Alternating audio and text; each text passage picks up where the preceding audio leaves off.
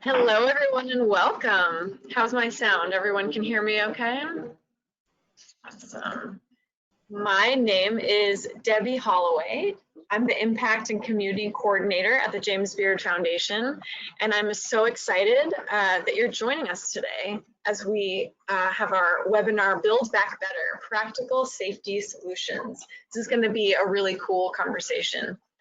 The James Beard Foundation has been hosting webinars such as this one nearly every week since March to help us navigate the challenges of COVID-19, provide resources for the hospitality industry, and to better stay connected through these difficult times. So today, along with a lot of help organizing from the team at Day and Night All Service, we are discussing safety solutions for business owners, particularly those with restaurants in a COVID and post-COVID world. And first, some quick housekeeping before we get going. This webinar is being recorded. We'll send out a link to the recording after the program wraps, and you can always find it on our website next week in our previous webinars section. If you have questions for me or for the panelists at any time, please write them in using the webinar toolbar. We'll try to address questions at the end as time allows. And if you're having any technical difficulties, just message us again using the webinar toolbar, and my colleague Kim and I will do what we can to troubleshoot. So we have a lot of panelists today, which is really exciting. I'll try to keep intros short and time for our conversation longer. So I'm sure they can each talk a little bit more about their experience and their work as the conversation progresses. But first is Matthew Sher, President and CEO of Day and Night, who will be helping me to moderate this conversation. Day and Night provides HVAC and plumbing solutions, and Matt is passionate about working with organizations that understand how strong suppliers relate to a company's sustainable success. From lifelong exposure in the service industry and over a decade of entrepreneurial experience, this has given Matt a forward-thinking perspective that drives results for Day and Night All Service and their customers. Jeremy Coffin also comes to us today from Day and Night All Service. And according to at least one of his colleagues, his expertise and intuition is so great that he must have been, quote, born in an air conditioner. He's been working in the HVAC industry for over 20 years.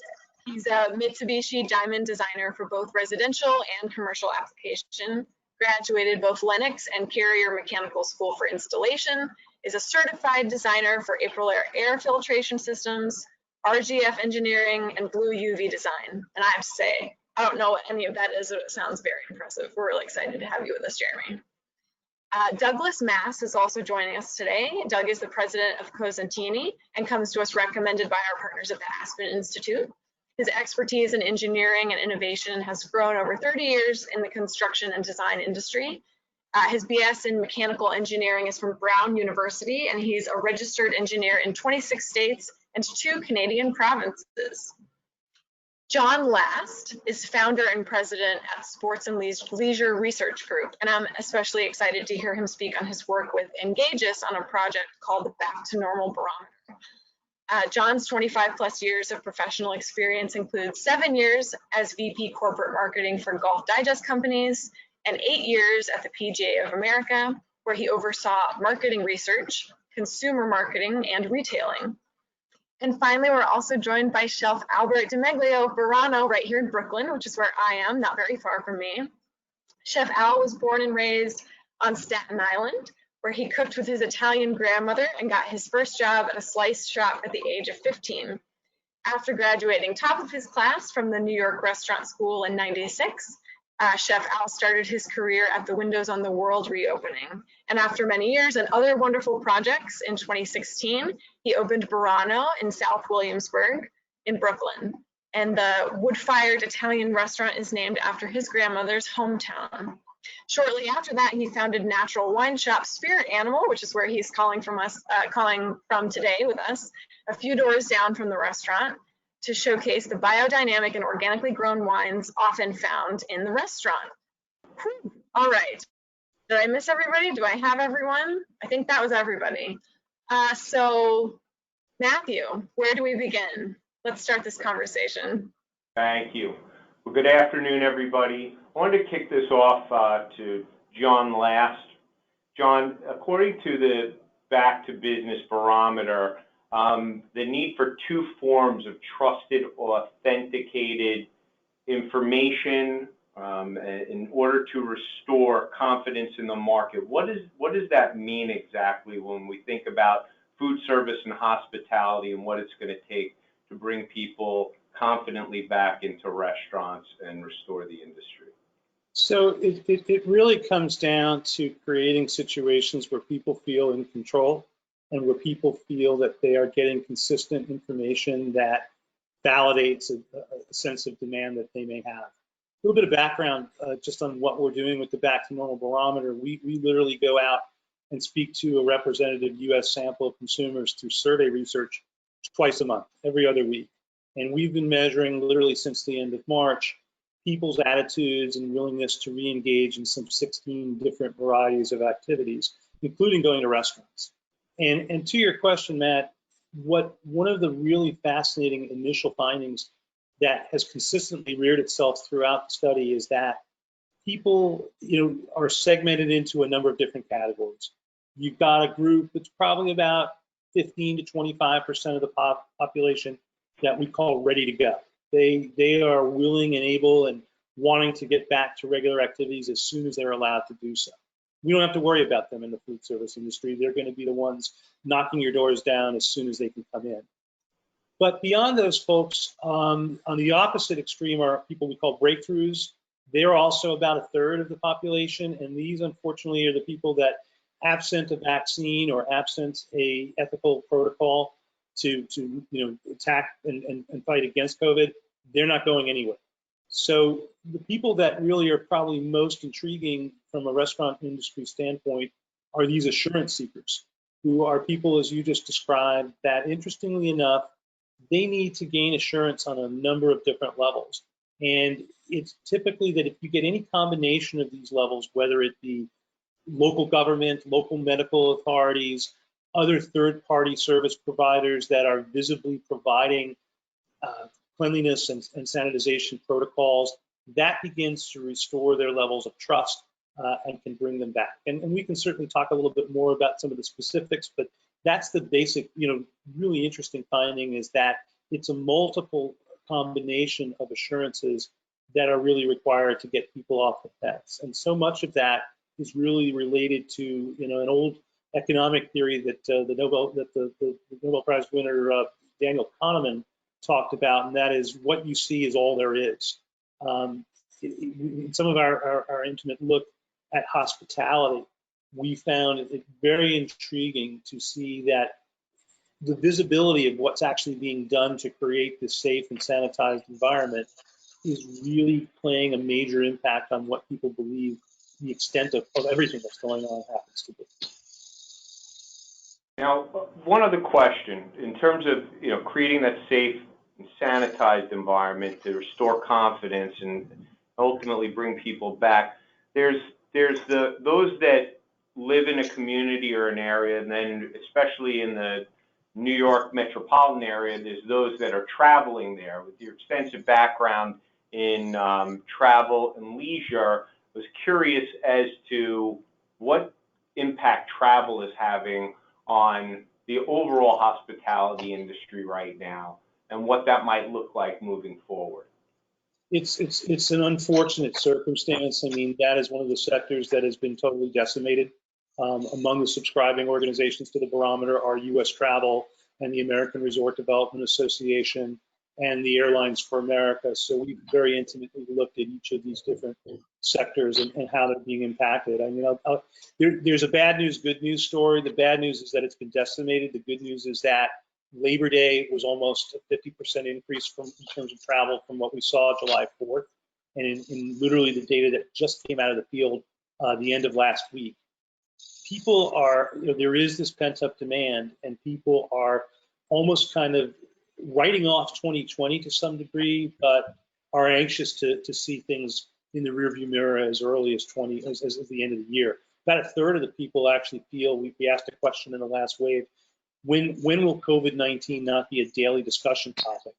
And about a third of the people actually believe that that's going to be the case before the end of the, or by the end of the year. you get to a majority that feel it's going to be that way by the first quarter. Now, I'm not saying they're right.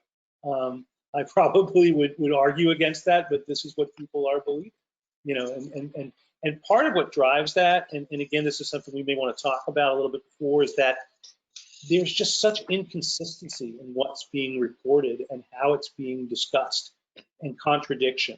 And we've also been asking these questions throughout the barometer that reveal that people really are not trustworthy of what they're hearing, be it from government or the media. There's just so much confusion and contradiction there that that's impeding our process to get back to normal in many ways. Thank you. So, Doug, in terms of, so from an engineering architectural standpoint and what we're faced with, the concept of an integrated approach, taking whatever conventional wisdom it may be out in the market right now, and then leading the market with this two-factor authenticated form of information. What could you shed light on in that regard relative to an integrated approach to providing safety in buildings and hospitality, food service in particular? Well, a great question. And, you know, to me, it all starts with consumer confidence. If you're not comfortable, you're not going to go into a restaurant. If you're not comfortable, you're not going to go to a hotel. And if you're not comfortable, you're not going to the office. So all we can do as an industry is to control what happens at the points of destination. None of us on this call are going to control public transportation. So, there's one thing I have to say, because we're HVAC specialists and building design and engineering firm, and nothing that we do within a restaurant or in any facility from an HVAC standpoint can prevent person-to-person transmission of the virus. So people need to understand that, which is why we wear masks and do the other things to keep ourselves safe. So when it comes to a facility like a restaurant, and we talked earlier, there's outdoor dining, and everybody's enjoying outdoor dining because there's a wind, there's air motion, and you feel very comfortable.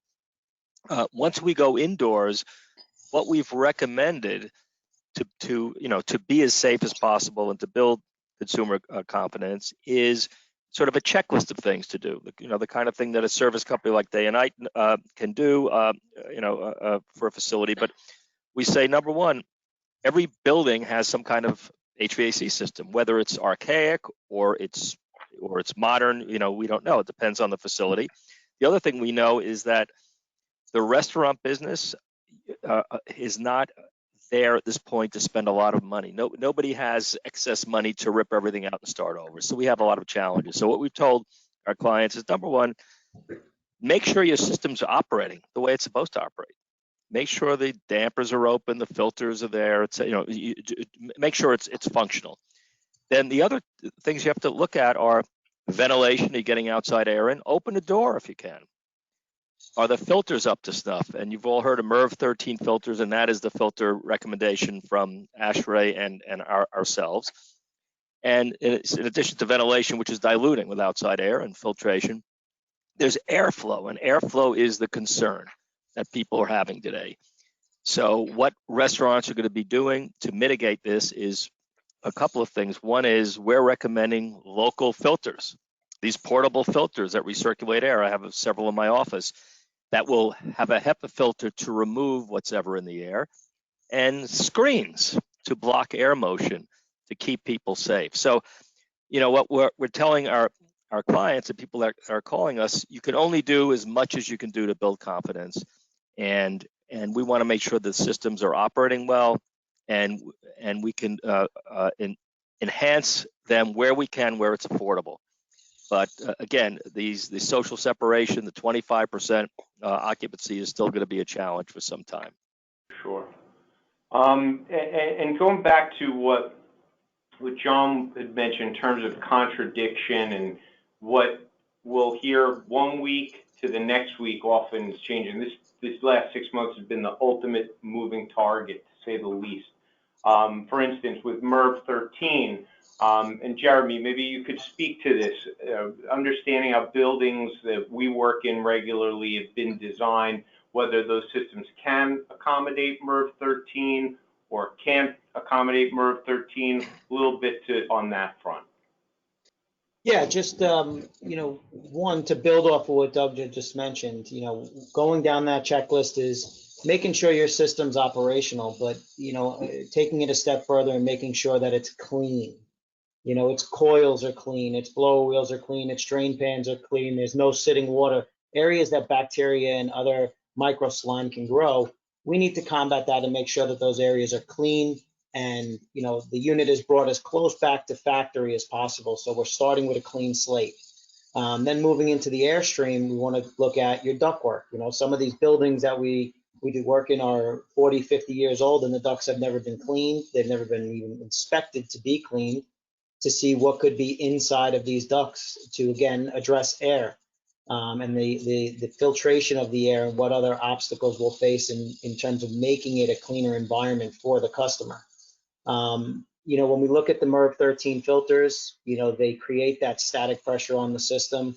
The MERV 13 filter is incredible. If we can put a MERV 13 filter on every piece of equipment, I think we all make this a lot easier. But some of the restaurants that we work in, some of the offices we work in, with whether it be ductless units or designed to some of the newer, systems that just can't handle a MERV 13 filter, or there is no MERV 13 filter on the market that'll go into a ductless, Mitsubishi wall unit, or, some of these older units that we've spoke to manufacturers across the board and said, no, that unit will, putting that type of restriction on the ductwork and on the system will harm the unit or cause such an increase in maintenance that they'll be changing these MERV 13 filters, pretty regularly to maintain how much air is moving through them. So, there's two sides to that, unfortunately, with the age of the equipment on the market and the design of some of the things out there.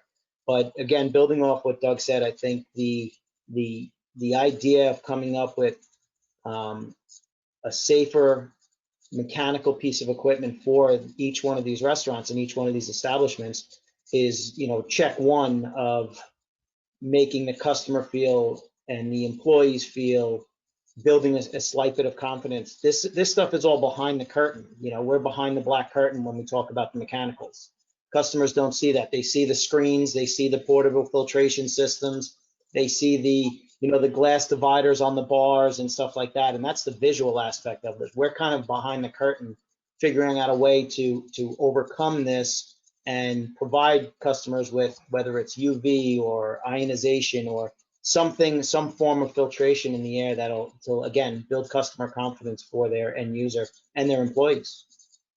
And thank you. Back to Doug, you had raised the financial challenges and the constraints that most businesses, especially the hospitality industry, has been devastated, hit horribly by the COVID-19 pandemic. So, Chef Al, when it comes to being exposed over the course of your career from 9/11 to the economic downturn of 2008 and what you may have learned during those times, transitioning into something that none of us have ever seen or predicted in our entire life, and considering an integrated approach, whether it's directional floor guidance or sanitization stations, whatever else you're doing to ensure while we move towards a certain element, 25% of indoor dining, from a financial standpoint, how are you approaching it overall and getting your business back on its feet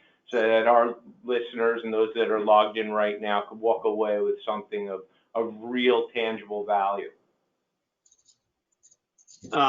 Well, for one thing, it's been, 6 months, and we basically got put on our heads, right? When we know everything about the restaurant business, I'm over 25 years doing it now, starting as a pizza guy, working through some really good restaurants and hotels and things like that. We all create systems on how to run restaurants and hotels and things like that. And we like consistency. We like consistency in food. We like consistency in service. And sometimes change is one of the hardest things we have to do. What I found out now is you have to change everything. Everything that you know may not be right anymore. The way you do your service, the way you treat your food, the way the menu is, the way you order food.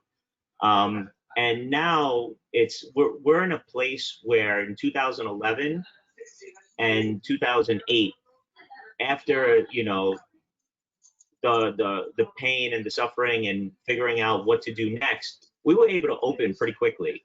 You know, if you had a plan, you could get back on your feet real fast. Well, you know, the government was helping and things like that. We're in a point right now where we've got a bunch of question marks. We've got a bunch of what to do next. And I think we have to put our heads down and figure out where to go. And, you know, I think, Matt, what I was doing is I was calling all the guys I know in the industry, and I'm asking all the people that are running big businesses, way bigger than my restaurant and my wine shop, what are you doing? How are you doing it? And, you know, I wanted to learn because what I knew was finite, you know, and I'm always, as a restaurateur, you're always looking to go farther, learn more, you know, create a trend, not follow a trend. And I think that's a situation we are right now where we have to create our own trends on how to get through this. Because if you just wait, you're going to suffer. You know, the way I'm running the front of the house right now is just like everybody's doing everything, right? The back of the house, we're cooking, we're bringing food to your table. You know, now you have an interaction with a chef and like, what's in there? Well, you're going to know what's in there, you know, or if I'm clearing a table, I see the wine you're drinking. And that's all one part. But the other part is we don't want to close again. And we want to do the best we can as far as what we're going to do on the indoors. And I want to apply safety to my staff as well as to my customers, because that's kind of part of our stewardship of hospitality, right? We want you to be happy. We want you to be full. We also want you to be safe. And I think, you know, with anything else, we have to go above and beyond of everything. I thought, you know, yes, we could put filters in, you know, we could sanitize every table. I'm working with Ecolab a lot too, to figure out what chemicals we need to make sure tables are clean, chairs are clean, pens are clean. You name it, we're cleaning it, right? But there's one thing left, is the indoor air, right? So what do we need to do? And, you know, like to say what John was saying before about there's people that already just dive into whatever. You know, when I first opened, I started with paper plates and plastic. And I thought like, okay, that's safe. Nobody's polishing, nobody's touching too much. I got complaints. So I was like, oh, okay. You know, I'm like, okay, I get it. You know, you want silverware. My prices were already lowered. But then I was like, okay, so let's bring back plates. That's what you want. Let's do it. Let's figure out a system to get the plates back, to get the glasses back, and make you feel safe. We did it. It's working. Everybody's happy. But now we're going indoors. I don't want the governor nor the mayor to turn around and be, okay, guys, you know what? You're not doing enough on the indoors. Let's close it down again. So like there has to be a system. And talking to Matt, I think you put me in a direction where there's something that we could do above and beyond. Does that all make sense?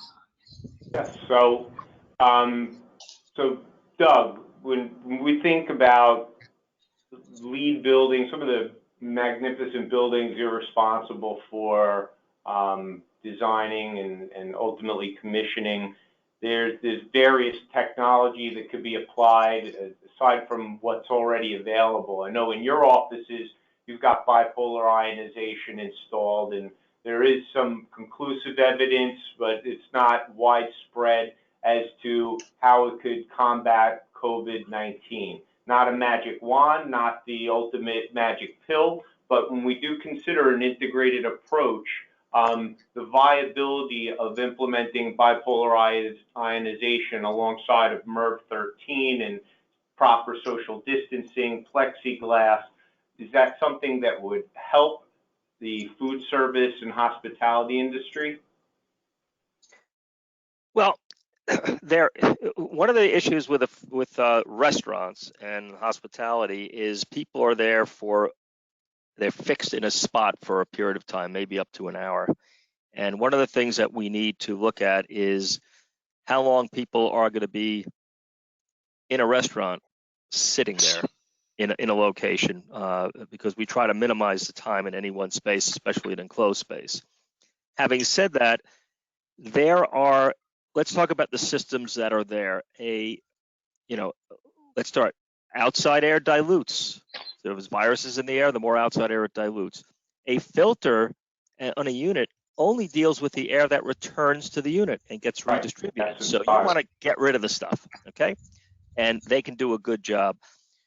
There are two techniques that we've used, which we call disabling of a virus, because we've diluted it, we've removed it, and now let's talk about disabling it.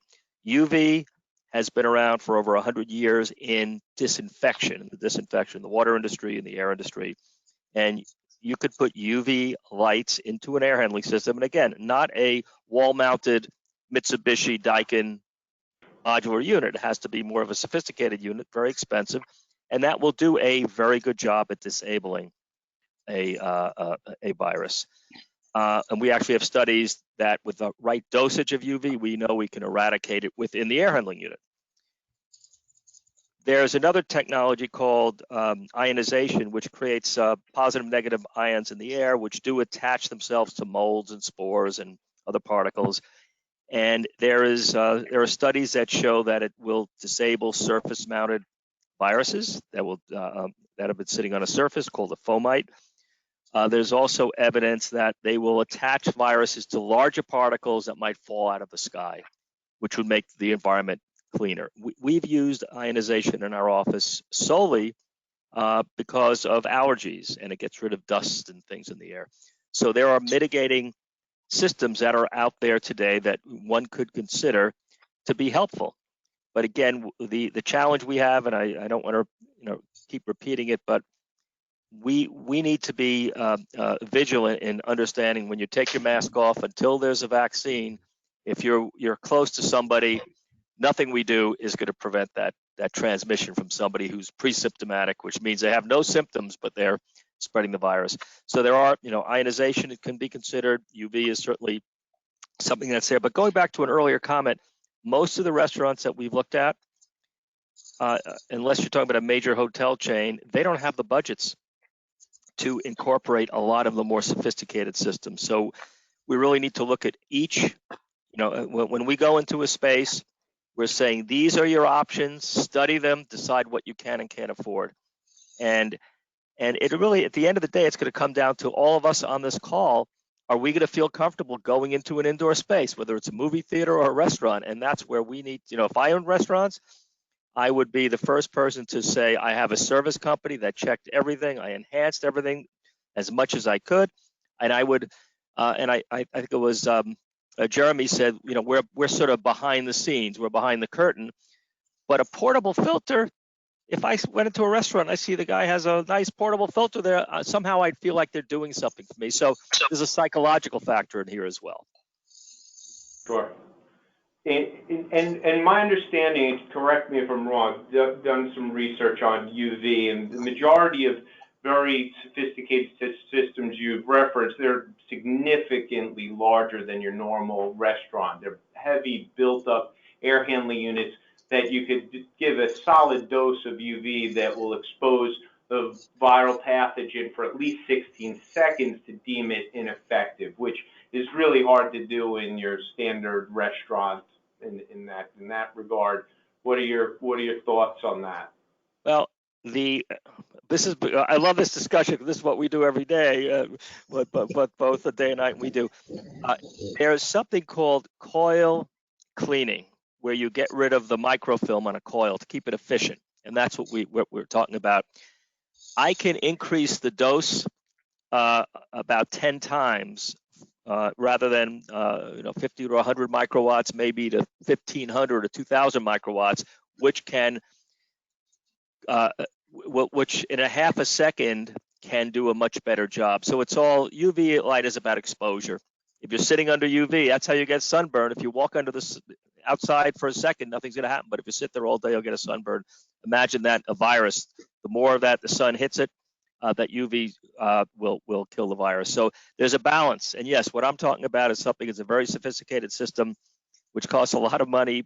But again, a filter, a MERV filter, will remove enough of the virus, a MERV 13, a MERV 14, based on stats. And there's a lot of data available based on capture rates. And one other question, your thoughts on the passive nature. So say somebody was on one side of the restaurant or a hospitality space, they sneeze, the need for that pathogen to travel through the space, that would be considered passive until it got to the filter and picked itself up. Is that a fair way of calling it? The difference between a passive technology or what you were talking about with bipolar ionization before, where the space is getting flooded with positive and negative ions that attach to the surface of the protein, which would be considered more of an active technology. If you're using both, does that shape for a better integrated approach? The answer is I sure hope so. And that's still being studied. But you brought up a good point, and I'll just bring it up. Everybody knows about the 6-foot separation because the droplet comes out of your mouth and it's heavy. And what Matthew's talking about is aerosolized. As a droplet gets smaller, it starts to be buoyant. It floats in the air. The air currents can carry it. Or a fan, the grill will push it. And there's evidence that people have gotten sick from aerosolized, not as often as droplets, but certainly if a ionization technique could do something for airborne, that would be terrific. But there's studies going on now. Right now, we're looking for any solutions that we can find. Fair enough. Now, in terms of the financial pressure constraints, and there was some financial wizardry presented by the federal government in the form of PPP. We're waiting to see if when Congress gets back in session, if there's another round. But until and without those bailouts, what are we going to do to see our local restaurants survive through this when their budgets virtually are non-existent? Jeremy, can you talk to any aspect of what Day and Nite might be doing to support the industry at large? Yeah, absolutely. Just to revert back real quick on what Doug was saying, I think in a combination, like he's explaining, doing what you can with the smartest dollar you can is really what's going to benefit all the end users. We don't want to see anybody go out and start throwing money against the wall to come up with a solution that is really not going to benefit them. So, working in conjunction with doing the filters and cleaning your system, and whether it's a UV system that gets integrated for coil sanitization or an ionization system to, flood the air. All those products that we're talking about are things that, one, cost money. They have a real money cost, and they can affect restaurants from being able to, actually pull the trigger and do that type of work. What we've been able to do and what we've worked with a lot of our customers on is integrating with time payment for a finance program to offer to our customers to be able to give them the breakout and whatever time frame from 12 months to 60 months to break out and be able to add this into their their operational costs. We have a few customers who have tied their maintenance contracts into the installation of or the sanitization of their systems and made it so that over the next 14 months they're paying their monthly fee includes their PM visits, their service visits, as well as their their cleanings and sanitization and pan pads to make sure we have no micro slime building in the condensate pans. All those things working with time have benefited our customer to look at how to displace the overall cost of opening their doors. And it's been a huge factor in opening our customers' minds and understanding that something that costs $10,000 can now cost you $400 a month over the next 3 years, tied to your operational cost. So it's become a real factor in people in easing their decision making to upgrade their system, to increase their air filtration, and to add some of these technology advances onto their systems to help benefit their end user. Mm-hmm. Thank you. Now, John, as far as trends that are emerging and the quantitative research that your group does, what at this time is the most interesting trend that for this audience we might have to look forward to? Because we haven't had much to look forward to in quite some time. Yeah, no, I'm glad you asked it. I mean, we have a summary metric that we do called the confidence barometer. It's a combination. It's kind of like a consumer confidence index that was pretty low when we first initiated the study, as you can imagine, back in late March. It's just in the wave of research that we just concluded, it's now hit the highest it's been since early part of May. So I think that's encouraging. And the other thing that I see, again, I can't stress enough the demand that people have that's pent up to go back to favorite activities. And it almost strikes us, it does strike us, at least in the most recent wave of research, that there's almost like this recognition that we're in the home stretch of this. Now, again, I don't know if that's right or wrong, but that's where people are coming from. And with that, they very much want to get back into a place where they can resume those activities that mean a lot to them. And I want to add one other point that I think is also encouraging for this audience. And we asked this probably about 3 or 4 waves ago. There's definitely a recognition by folks about a need and a desire to support local businesses. And perhaps, Chef can comment on this and may have seen this in his community. People want to reach out and be helpful to those that they are concerned are suffering, that have provided them, satisfaction and great experiences. And, it's interesting as I listen to Doug and Jeremy and Matt talk about things from obviously a very important scientific and sanitization standpoint. My role as someone who measures consumer opinion and behavior, it kind of brings me back to marketing. And it kind of brings me back to how incumbent it can be and how certain businesses have maintained a strong relationship, even if it is virtual, even if it is in different ways than it may have been previously, with their best customers and the people within their communities. And I think, speaking both from the empirical side of the research as well as my own affinity for so many local establishments where I live outside of New York City, it's very evident that there's kind of an esprit de corps of people saying, hey, if you're helping us, we're going to try to reach out to you. And as more of these restrictions get lifted, again, sample of one, I have certainly found that as we've had more of an opportunity to patronize the restaurants that we enjoy, we've certainly made a strong effort to take advantage of that, not only through takeout when there wasn't in-person dining, but now certainly as more of that is available. And you can find those people. Like I said, the research shows the segmentation. You do have a third plus of your regular customers who are ready to go.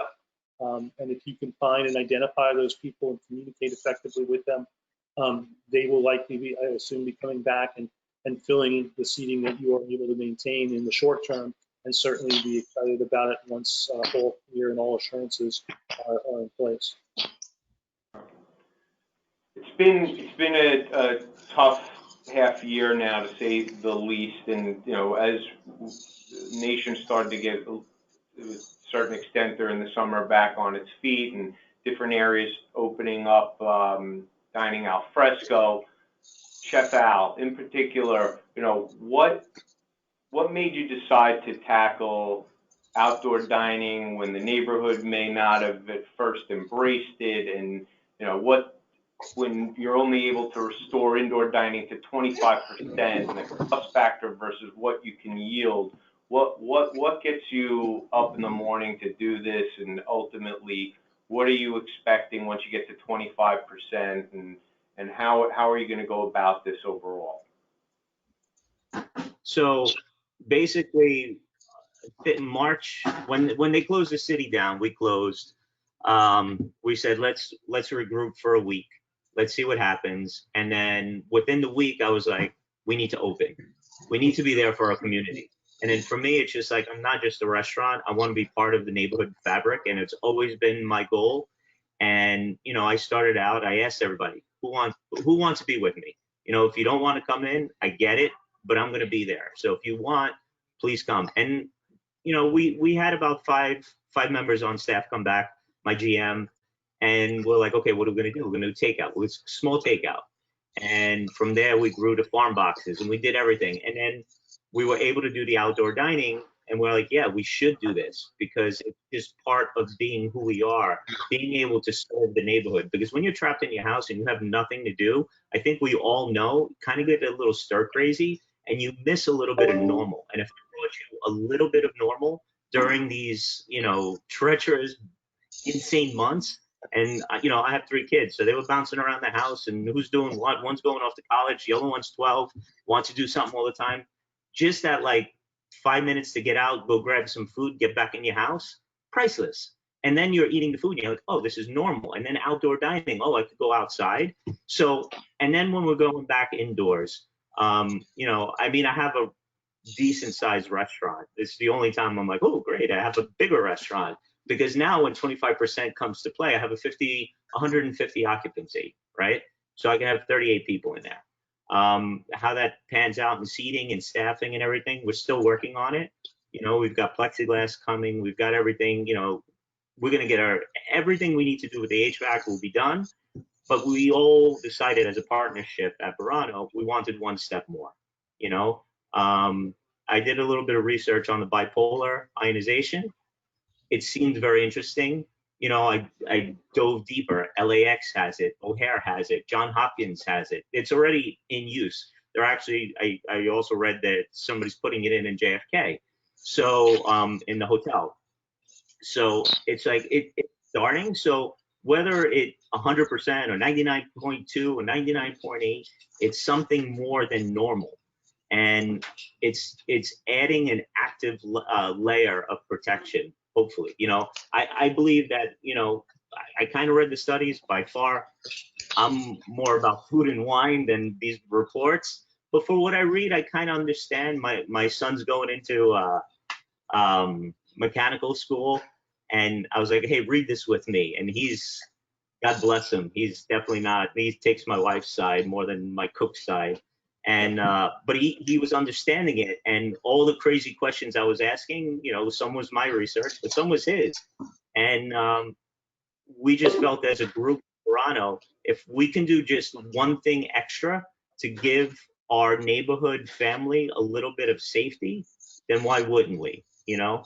And Jeremy, you were saying, you know, it was great that you offered the, you know, the monthly payments, because as far as a restaurant, giving any money away is like the hardest thing you do. And, you know, sometimes people look, oh, you're a restaurateur, you're rich. Well, not by a long shot, you know. Just know, like, a great restaurateur is maybe making 15%. So if I told you I'd make $1 and I'm going to give you 15 cents on that dollar, you tell me how many entrepreneurs be like, yeah, it's all my dollars. Never going to happen, right? It takes love, it takes dedication to be in this industry. And I feel that you have to figure out what's right, what you're willing to part with, and what you're willing to grow. I feel like if I do this, I can help my community a little bit, feel safer. So why not? And then think about it like this: at the worst case scenario, if you were fortunate to get a PPP plan, and this was something that I was going back and forth in my head, and if you're fortunate to get a PPP plan, worst case scenario, you could have the PPP money pay for it. And if it's not covered and the government doesn't know what, you know, how they're going to distribute and it's going to be free or not, it's a 1% loan that can maybe give somebody a little, you know, piece of safety. So why not? You know, and we're excited, and we just feel that the return on health is possibly more valuable than just worrying about the spend. And that's kind of where we kind of made our decision. And we'll see where we go from here. But I think we got to keep fighting, keep figuring out what we need to do to get through this, because we will. It will be over. We will get through this. It's not, you know, Spanish flu came and it left, you know. So I think we have a lot more doctors and understanding of a virus now than we ever did. We just have to all contribute and do our best and get back to what we love to do. And I think that's kind of where we want to be heading in now. This is awesome. This is a great ultimate why we're all here today and everybody's logged in. And Debbie, I'm going to turn it back to you at this point to lead us through if there are any questions. Sure. I did have a question that just came in for you, Chef Al, and it's possible Jeremy and Matt may want to tag team this question with him. But folks want to know a little bit more about the system that you talked about implementing. And is that one you got from Day and Night, or? It's a system. Yes, Al, please go ahead. All right. I'll tell you where we found it. Like, I've been on the search for the longest time because I know we have to do something with our indoor air, right? It's not going to be, okay, leave everything alone and keep going, because that doesn't solve anything. We needed to do something. And probably about 3 months ago, I was on the hunt for something. And I saw bipolar ionization. I saw UV. I saw the filters coming. And my partner did too. He has, he understands building maintenance and things like that. And we were all like, let's try to find something. And as I was calling everybody, I wanted to see what everybody was doing. I know Matt for, I don't know, too long. No years need to be mentioned, but I know him for a long time. And, I was like, what are you doing? Like, what can we do? I mean, I don't want to just throw a filter in there and maybe kill my system. There's got to be something else, right? What can we do? Which I'll lead into Matt and Jeremy to take what it really is and how it goes. But it made sense to me. It made sense to us. And, we were like, let's do it, because there's a possibility that this might be the next big thing. And when you want to be on the tip of it, then the tail of it. So I just jumped in with 2 feet, and we're hoping this is the right thing. We believe it. So we'll see. Matt? Oh, I know, Doug, it was somewhere in the neighborhood of 10 years ago that your office explored and installed bipolar ionization. We also, day and night, part of our bringing everybody back to the office, staging even odd days, was upgrading our bipolar ionization systems and installing it through our expansion through every air handling unit in the building. And that wasn't because we just stumbled upon it. We also, like you, it was about 12 years ago that I met Steve Levine, the CEO of Atmos Air. And at that time, I was doing a significant amount of research about UV and was a huge fan, and was within our HVAC system. Day and Nite also does commercial refrigeration and cooking equipment, as well as plumbing, service installation, contracting. My primary focus was in HVAC installations at that time. So UV was sort of the tip of the spear in how we were approaching indoor environmental quality. And then once we stumbled upon bipolar ionization, we just, at that time at least, thought it to be a superior way, lower cost, less maintenance. The tubes have to be changed every 2 years versus with UV every 9 to 12 months. And it just became something that happenstance. With COVID, it brought us closer to the aspect of what it could mean in combating COVID-19, while we also implement the right filtration, use UV to bathe the coil and make sure the coil is clean. So there's some significant built-up systems that we've kind of tricked out with all sorts of neat technology. But bipolar ionization is ultimately Atmos Air's version of it. After doing significant research, there's always a trade-off. When you're implementing bipolar ionization, there is a byproduct, and with palms up on the table, there's a trace amount of ozone. Ozone, if it's not a trace amount, could be extremely dangerous.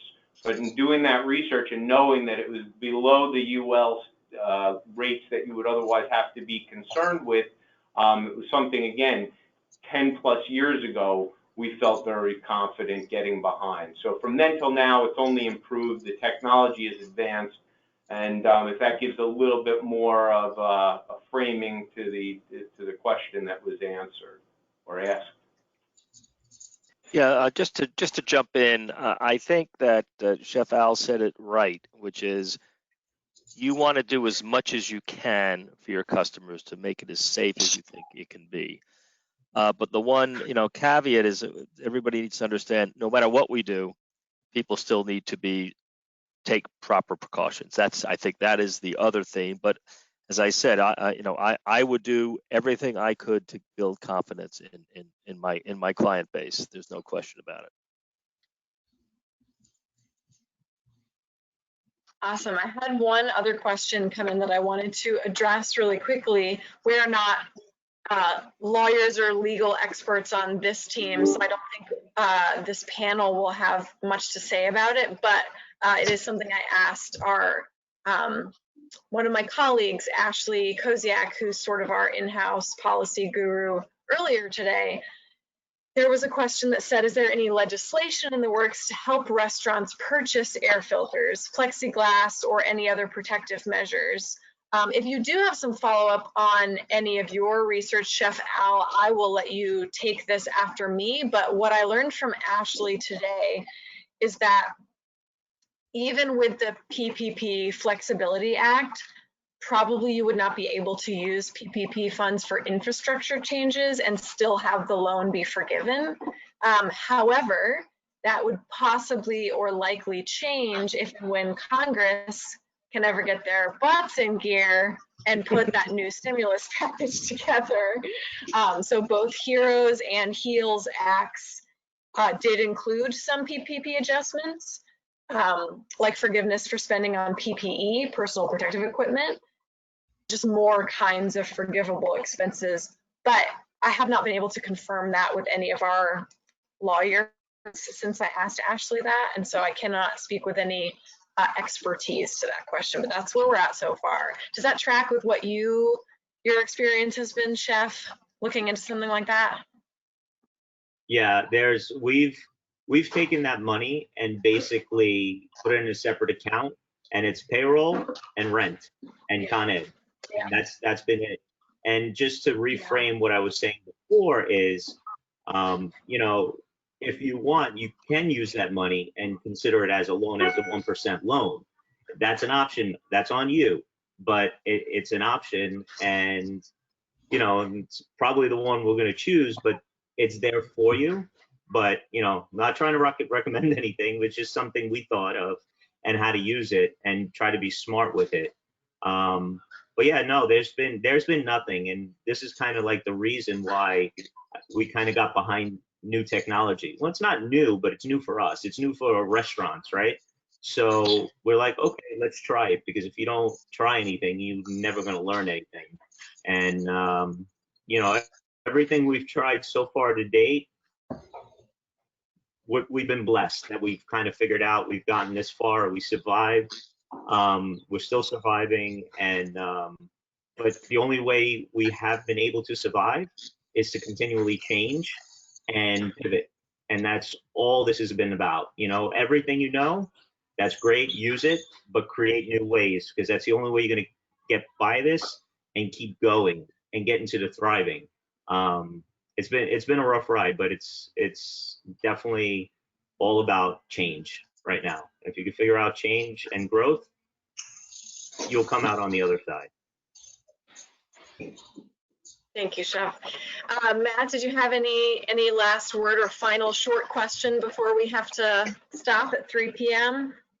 I want to thank the panel for all those that have dialed in, logged in today. It's an important discussion, and to kind of bundle it all up, it really comes down to the premise: you either innovate or die. So while we all are fighting the good fight, and we are in this together, just keep on, like what Chef Al said, just keep on flipping every rock, keep on thinking about things from different angles, disrupt your own business, and on the other side, we look forward to seeing you there. Yeah, and I just want to say a quick word to our audience, those who've tuned in today. This was a lot of talk about like technical systems and science that I don't understand, and so I really want to encourage everyone to ask follow-up questions. You can email impact@jamesbeard.org. I'll put that in the main chat here, impact@jamesbeard.org, and I see all those emails. And you can just say, hey, I was on the safety webinar and I really had a follow-up question about this, or I wanna talk to Chef Al and ask him a question about this, and maybe I'll email Chef Al and ask him if he can, shed more light on something he mentioned about his experience. I will be in contact with John and Doug and the folks from Day and Night, just because this is a lot. It's a lot of information. And so I want to not leave people hanging if they feel excited about some of this, but not sure what to do next or not sure what their follow-up would be. So if you do have a specific question, please just email us and we'll stay in contact. And everyone here just so grateful for the time that you've spent helping us with this panel. So really, really, and especially want to thank the guys from Day and Nite. Day and Nite have been talking with us for a while about this panel, and Mike, who's not on this call, has been organizer extraordinaire. He's been sending all the emails and leading all the prep discussions, so that's been great. Yeah, I think that's probably all the time we have for today. But thank you everyone so much for coming. Be safe. We have lots of webinars just like this multiple times a week. So just go on the jamesbeard.org website and you can check those out. And yeah, everyone be well. Thank you so much for your time. Thank you. And thank you so much, Matt, for guiding the conversation. So until next time, everybody. Thank you all. Thanks for having us. Bye. Thank you.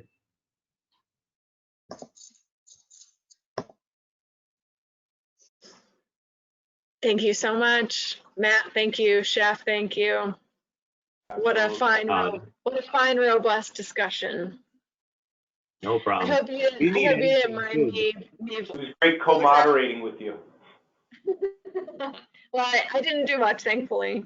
What were you saying, Chef? No, if you ever need anything, like as far as we've been through the gamut of this time, you know, if you guys have any questions or any things like that, I mean, besides like trying to get the HVAC right, I mean, we've figured out a lot of things that put us in a good place. You know, and if I can share anything to help somebody, let me know. I'd love to. You're helpful for it. All right. Until next time. Thank you.